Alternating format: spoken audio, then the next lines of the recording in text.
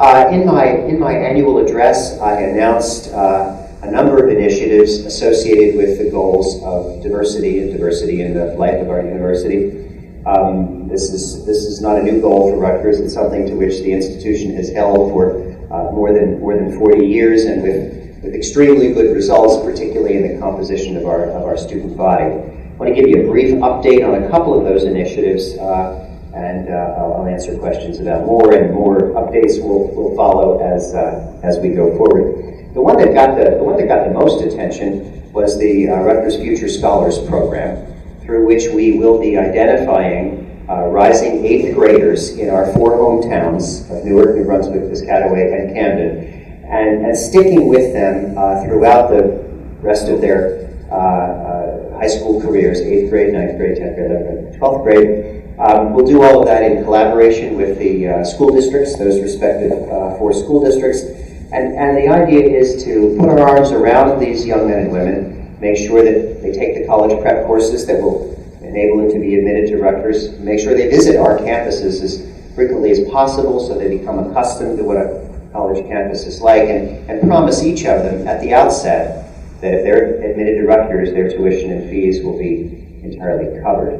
I'm happy to say that since I announced that program, Vice President McCormick, whose idea it was, has been hard at work with his staff in collaboration with all 4 school districts to work toward the initial identification of the first cohort of 8th graders this summer, and make sure that they receive in the years ahead the kind of support that I've described.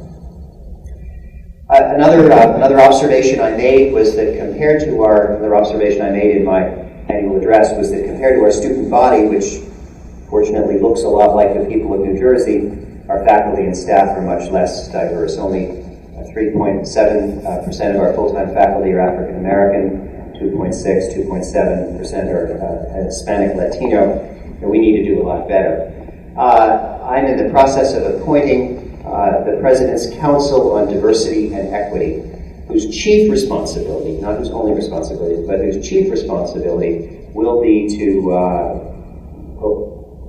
support and provide information about best practices to faculty searches throughout the university. You know, I imagine a faculty search that's begun in the Department of X, and its chairman believes in diversity, and the chair of the search committee believes in diversity, but they don't necessarily know how to go about recruiting a diverse pool of candidates for that position. And if they do succeed in recruiting men and women of color and women to be applicants and real serious contestants for the position, they don't necessarily know how to persuade them to come to Rutgers and to believe this would be a great place in which to live and work and raise their families. But lots of people do know how to do those things.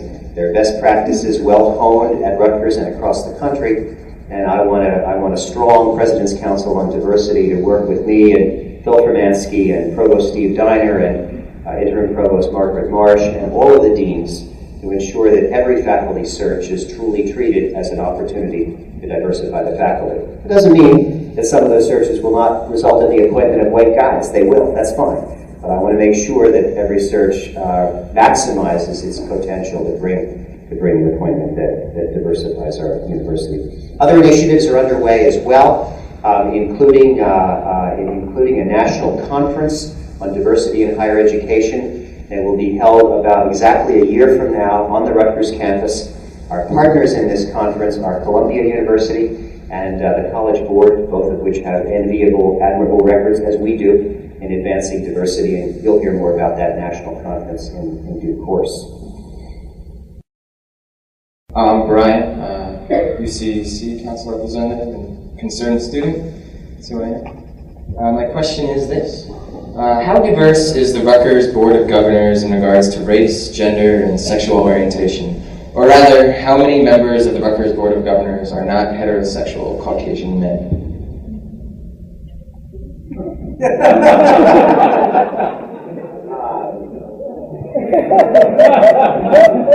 That's a quiz.